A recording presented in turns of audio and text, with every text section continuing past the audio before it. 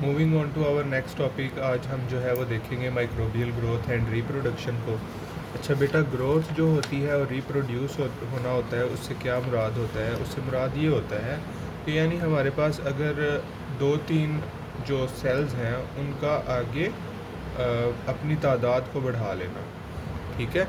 और जिस तरह से ह्यूमंस के अंदर रिप्रोडक्शन होती है, उसी तरीके से जो माइक्रोब्स हैं वो भी अपनी तादाद को बढ़ाते हैं।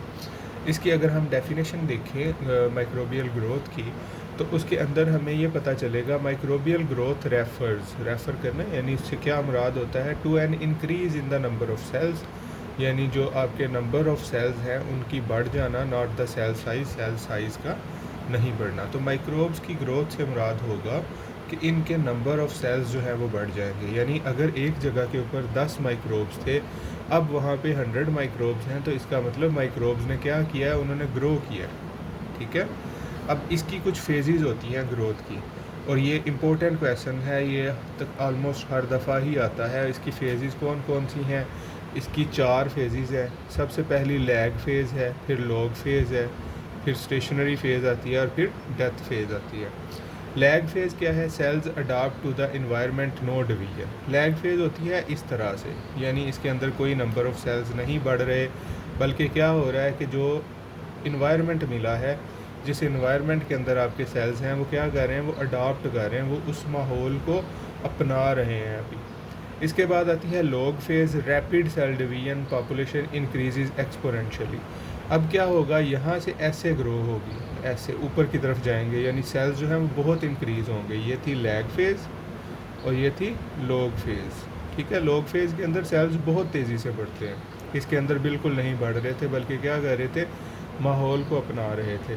लॉग फेज़ में ये बहुत बढ़ जाते हैं। देन आती है stationary phase, growth rate slows. इसके बाद जब उन्होंने नंबर को बढ़ा लिया, अब क्या होगा कि वो दोबारा से स्लो हो जाएगी, ठीक है। Growth rate slows and number of new cells equals to the number of dying cell. यहाँ पे क्या होगा कि जितने बन रहे हैं उतने ही डेथ हो रही है, तो सेल का नंबर फिर नहीं बढ़ रहा। एंड लास्टली हमारे पास आती है decline phase, the number of dying cell exceeds the number of new cells. तो फिर इनकी तादाद कम होना शुरू हो जाती है। क्यों? क्योंकि जो डेथ हो रही है जिन माइक्रो ऑर्गेनिज़म्स की, वो ज़्यादा है जितने नए बन रहे हैं। अच्छा, इसके बाद नेक्स्ट क्वेश्चन बेटा आ जाता है, वो आता है फैक्टर्स अफेक्टिंग माइक्रोबियल ग्रोथ, यानी कौन कौन से फैक्टर्स, कौन कौन से ऐसे अवामिल हैं जो असरअंदाज होते हैं माइक्रोब्स की ग्रोथ के ऊपर, यानी जिनकी वजह से माइक्रोब्स ज़्यादा ग्रो करते हैं या कम ग्रो करते हैं। तो सबसे पहले है टेम्परेचर। पहला जो फैक्टर है वो कौन सा है कि दर्जा हरारत कितना है। इसके अंदर साइक्रोफाइल्स आ जाते हैं, मीज़ोफाइल्स आ जाते हैं, और थर्मोफाइल्स आ जाते हैं। बेटे 3 तरह की क्लासेस हैं, 3 तरह की हमने क्लासिफिकेशन की हुई है on the base of temperature.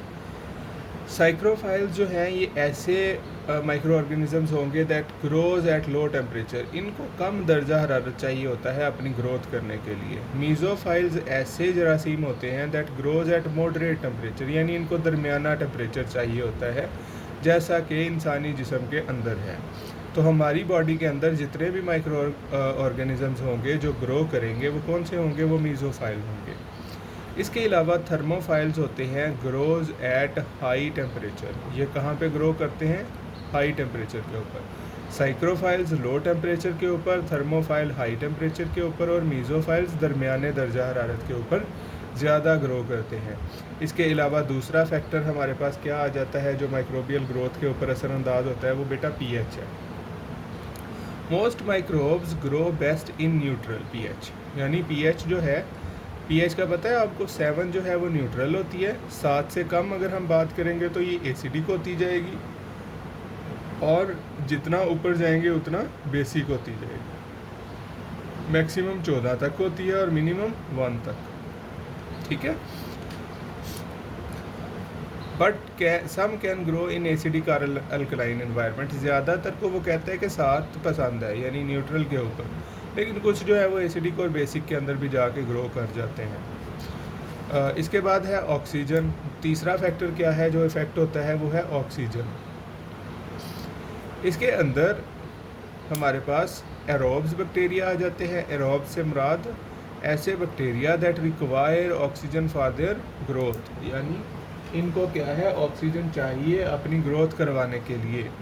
Anaerobes आ जाते हैं, do not require oxygen and may be killed by it, यानी अगर आप इनको ऑक्सीजन देंगे तो हो सकता है इनकी डेथ हो जाए, इनको ऑक्सीजन नहीं चाहिए होती। और फैकल्टेटिव एनारोब्स होते हैं दैट कैन ग्रो विद और विदाउट, यानी इसको आप ऑक्सीजन दे दें तब भी ग्रो कर जाएंगे, अगर ऑक्सीजन नहीं देते तब भी ग्रो कर जाएंगे। लास्टली हमारे पास न्यूट्रिएंट्स आते हैं। न्यूट्रिएंट से मुराद कार्बन डाइऑक्साइड है। उसके बाद आपके पास नाइट्रोजन है, विटामिन्स हैं, मिनरल्स हैं, ये भी चाहिए होते हैं माइक्रोबियल ग्रोथ के लिए। वाटर, पानी, necessary for cellular processes, osmotic pressure influence growth, ठीक है, ये भी हमें ग्रोथ के लिए चाहिए होता है, माइक्रोबियल ग्रोथ के लिए। अच्छा, अब ये जो फैक्टर्स हैं 1, 2, 3, 4 और 5 फैक्टर्स, ये सारे के सारे मौजूद होंगे या जिस तरह के उस माइक्रो ऑर्गेनिज्म को चाहिए तब वो ग्रो करेगा, अदरवाइज़ वो ग्रो नहीं करेगा। यानी अगर मीज़ोफाइल को आप बहुत ज़्यादा टेम्परेचर दे दें तो ये ग्रो नहीं करेंगे। इनको कौन सा टेम्परेचर चाहिए, मॉडरेट टेम्परेचर चाहिए। इसी तरह से साइक्रोफाइल्स को अगर आप मॉडरेट टेम्परेचर देंगे तो वो ग्रो नहीं करेंगे, उनको लो टेम्परेचर चाहिए। जो बैक्टीरिया 7 pH पे ग्रो कर रहा है, आप उसको 8 के ऊपर या 6 के ऊपर रखेंगे, वो ग्रो नहीं करेगा। ऑक्सीजन है, अगर उसको ऑक्सीजन, अगर वो एरोबिक बैक्टीरिया है तो उसको ऑक्सीजन चाहिए, अगर वो एनारोबिक है तो उसको ऑक्सीजन नहीं चाहिए।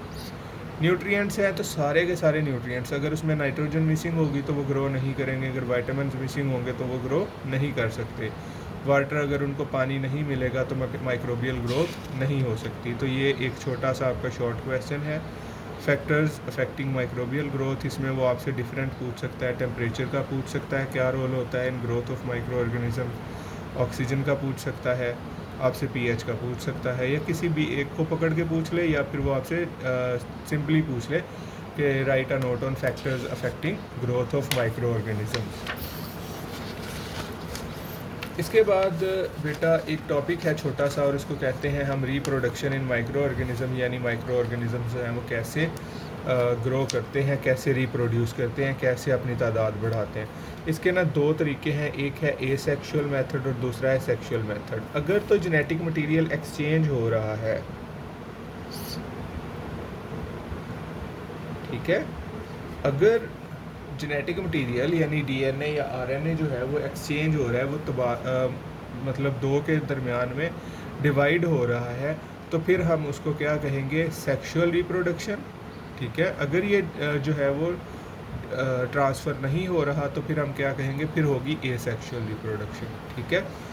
अगर आपसे वो पूछ ले write a difference between sexual reproduction and asexual reproduction, तो आपने कहना है if genetic material is being exchange then it would be sexual reproduction, for example in conjugation. अगर वो आपसे पूछ ले एसेक्सुअल रिप्रोडक्शन क्या है, तो if genetic material isn't being exchange, अगर वो एक्सचेंज नहीं हो रहा जैसे बाइनरी फिशन में होता है, तो फिर क्या है, फिर एसेक्सुअल रिप्रोडक्शन है।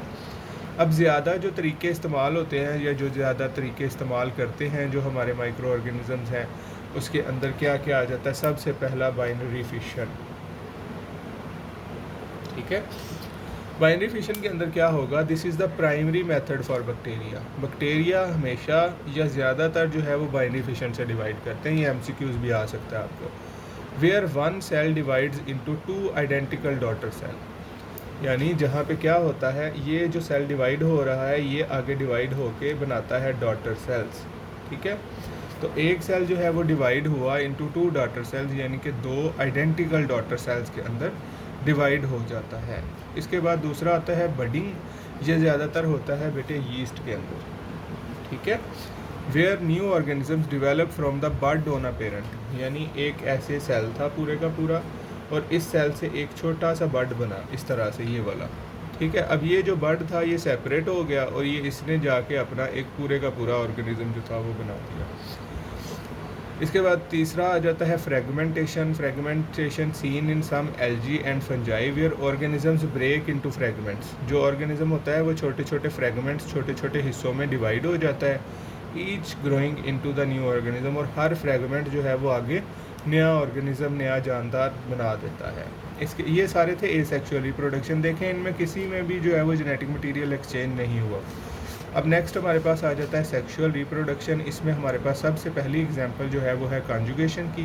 कॉन्जुगेशन बेटा क्या है? DNA is transferred between two bacterial cell via direct contact. ठीक है, कॉन्जुगेशन के अंदर क्या होता है, जो डीएनए होता है वो ट्रांसफ़र हो जाता है between bacterial cell via direct contact. ठीक है, बैक्टीरियल सेल्स के दरमियान में डायरेक्ट कॉन्टैक्ट से। उसके बाद आ जाता है म्योसिस। म्योसिस में क्या होता है? Used by some eukaryotic microbes. ठीक है, यानी जो यूकैरियोट्स हैं उनके ज़रिए वो इस्तेमाल करते हैं म्योसिस को फॉर रिप्रोडक्शन। ठीक है, generating genetically diverse offspring. Diverse से मुराद एक दूसरे से डिफरेंट ऑर्गेनिजम्स जो हैं वो पैदा होते हैं। इसके बाद हमारा नेक्स्ट जो है वो टॉपिक है वो है इन्फेक्शन कंट्रोल प्रोटोकॉल्स। इसके बाद हमारा बैक्टीरियल पैथोजेंस एंड देन हम वायरल पैथोजेंस को पढ़ेंगे। अब हमने ना कोई 5 से 7 इन्फेक्शन प्रोटोकॉल्स को देखना है कि ये किस किस तरीके से हम इन्फेक्शन को कंट्रोल कर सकते हैं या इन्फेक्शन को रोकने के प्रोटोकॉल्स क्या होते हैं। तो सबसे पहला प्रोटोकॉल आपने लिखना है वो है हैंड हाइजीन। पहला, ये स्टैंडर्ड प्रिकॉशंस वाली हेडिंग आपने नहीं देनी।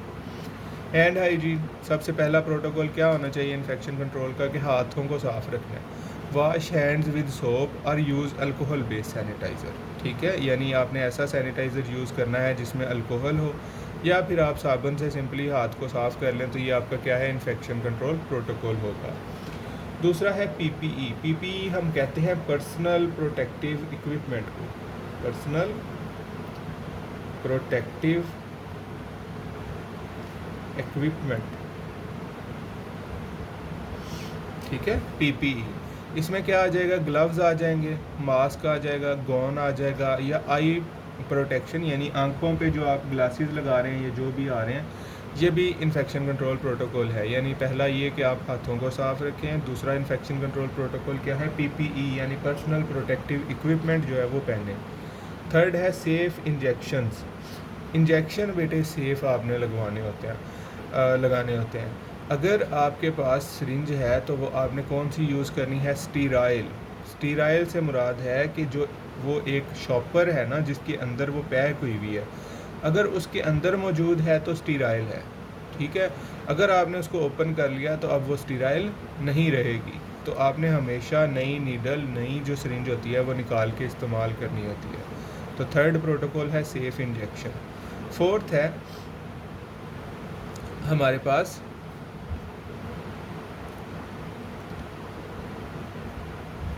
For infections. ठीक है, for infections like MRSA use gloves and gowns. यानी आपके पास एक ऐसा जो है वो बैक्टीरिया है या ऐसी इन्फेक्शन है जो मरसा की तरह है, तो फिर आपने दस्ताने और गौन जो है वो पहननी है। ठीक है, पांचवा हमारे पास क्या है? For infections like flu. अगर किसी को फ्लू हुआ है तो फिर आपने मास्क पहनना है। छठा हमारे पास क्या है? For TB. अगर किसी को टीबी है, use N95 respirator and isolate in negative pressure rooms. ठीक है, तो आपने कौन सा मास्क इस्तेमाल करना जो ज़्यादा बेहतर है। अच्छा, इसके बाद आ जाएगा हमारे पास 7th इन्फेक्शन कंट्रोल प्रोटोकॉल, या क्या है कि आपने क्या करना है? Disinfect high touch surfaces and sterile medical equipment. आपने ऐसी जगहें, ऐसी सरफेसेस जहाँ पे हाई टच है, हाई टच से मुराद जिनको ज़्यादा टच किया जा रहा है, उनको क्या करना है? डिसइंफेक्ट करना है। ठीक है, डिसइंफेक्ट उनको जरासीम से पाक करना है, जरासीम को ख़त्म करना है। एंड स्टीराइल, और स्टीराइल करें अपने मेडिकल इक्विपमेंट को, जो आपका मेडिकल इक्विपमेंट यूज़ हो रहा है, जैसे सीजर्स हैं, जैसे स्कैल्पल है, वो इस्तेमाल हो रहे हैं, तो उनको आपने क्या करना है? स्टरलाइज कर देना है। मूविंग ऑन टू नेक्स्ट, और इसमें हम देखेंगे waste management. Dispose of biohazardous waste material, यानी ऐसा वेस्ट जिससे हमारे जो जानदार हैं उनको कोई नुकसान पहुंच सकता है, उसको प्रॉपर कंटेनर्स, अच्छे डब्बों के अंदर आपने डिस्पोज करना है। ठीक है, जैसे शार्प्स हैं, शार्प से मुराद नीडल्स वगैरह जो लग सकती हैं किसी को, और उसके अलावा कंटेमिनेटेड पीपी, यानी अगर आपके हाथ के ऊपर ग्लव्स पहने हुए थे उसको ब्लड लग गया है तो वो भी बायोहैज़ार्डियस वेस्ट है। ठीक है, इसके बाद आ जाता है नाइन्थ जो प्रोटोकॉल है वो हमारे पास क्या है कि आपने वैक्सीनेट करना है हेल्थ केयर वर्कर्स को, जितने भी लोग काम कर रहे हैं उनकी वैक्सीनेशन करा दें, ठीक है, ताकि इन्फेक्शन जो है वो ना फैले। और 10th हमारे पास इन्फेक्शन कंट्रोल प्रोटोकॉल क्या है, आइसोलेट कंटेजियस पेशेंट्स, ऐसे मरीज़ जिनसे आगे दूसरों को, कंटेजियस से होता है ऐसी बीमारियां जो एक से दूसरे को लग सकती है 1-2 सेकंड के अंदर, ठीक है। तो उसके अंदर क्या होगा, उनको आपने आइसोलेट कर देना, आइसोलेट करना इलादा कर देना, जैसे वो कोविड में कर रहे थे। And group similar infections together, अगर देखो कोविड वाले हैं तो उनका हम एक वार्ड बना सकते हैं, ठीक है, अगर मलेरिया वाले हैं तो उनके हम एक वार्ड बना सकते हैं, ठीक है। तो ये 10वां प्रोटोकॉल हमारा क्या है, आइसोलेट करना है कंटेगियस पेशेंट्स को and group similar infections together, ठीक है। ये आपके 10 जो है वो इन्फेक्शन कंट्रोल प्रोटोकॉल हो गए हैं। और इसके अलावा आपने ज़रूरत नहीं है और करने की, अगर आपको क्वेश्चन आता है right a note on infection control protocols, तो उनके अंदर आपने यही लिखने हैं। सबसे पहला क्या होगा, हैंड हाइजीन होगा, wash hands with soap and or use alcohol based sanitiser. दूसरा होगा gloves, mask, gown, eye protection, ठीक है, इनको आपने पहनना है। थर्ड है safe use sterile needle and syringes for infection like MRSA, use gloves and gowns for infection like flu, wear mask for TB, use N95 respirator. उसके बाद आ जाएगा डिसइंफेक्ट करें हाई टच सर्फिसेज को, स्टरलाइज करें medical equipment को। इसके बाद होगा जो बायो हैज़ार्डियस वेस्ट है, जैसे शार्प्स या कंटेमिनेटेड PPE है, इसको आपने क्या करना है, ओरिजिनल डब्बों के अंदर, ऐसे डब्बों के अंदर जिनसे वो नुकसान बाहर ना निकल सकें, उनके अंदर आपने डिस्पोज करना है, फेंकना है। वैक्सीनेट हेल्थ केयर वर्कर्स, जो आपके हेल्थ केयर वर्कर्स हैं उनको आपने क्या करना है, वैक्सीनेट करना है, उनकी वैक्सीनेशन करवानी है।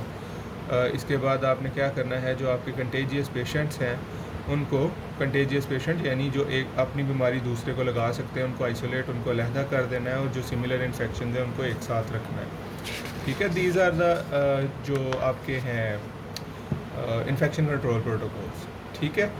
तो ये 2 टॉपिक्स हैं आपके, 3 बल्कि, माइक्रोबियल रिप्रोडक्शन, माइक्रोबियल ग्रोथ और फैक्टर्स अफेक्टिंग माइक्रोबियल ग्रोथ, और साथ में इन्फेक्शन कंट्रोल प्रोटोकॉल। इनको आप लोगों ने अच्छे तरीके से कर लेना है। आपका ऑलमोस्ट 20 से 30 नंबर का जो क्वेश्चन है ना, वो यहाँ से बनते हैं, ठीक है। तो आपने इसको अच्छे तरीके से कवर अप करना है। आपको ऑलमोस्ट हर जगह से क्वेश्चन आता हुआ नज़र आएगा। माइक्रोबियल ग्रोथ के अंदर आपको वो जो 3-4 फेजेस पढ़ी हमने, लॉग, लैग और स्टेशनरी फेज़, उसमें से क्वेश्चन आता है। फिर आपको माइक्रोबियल ग्रोथ के ऊपर जो फैक्टर्स इफेक्ट करते हैं वहाँ से क्वेश्चन आता है। माइक्रोबियल रिप्रोडक्शन में से क्वेश्चन आता है। एप्लीकेशन ऑफ माइक्रोबायोलॉजी के अंदर से क्वेश्चन आते हैं। तो these are the most important topics जिनको आपने बहुत अच्छे तरीके से कवर कर लेना, ठीक है जी।